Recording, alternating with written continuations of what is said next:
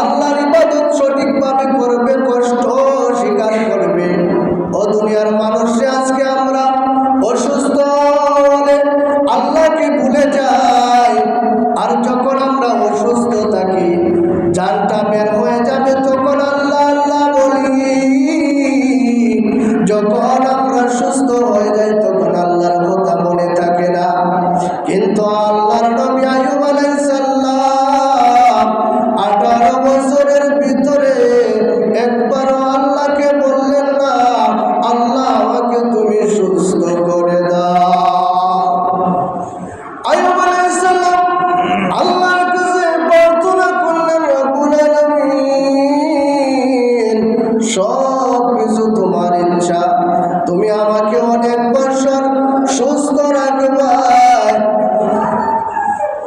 আল্লাহর নবীর স্ত্রী রহিমা বলতেছেন, গো স্বামী, আপনি তো আল্লাহর নবী, একবারও কি আল্লাহর দরবারে মুনাজাত সুস্থর জন্য করতে পারো না? তখন আইয়ুব আলাইহিস সালাম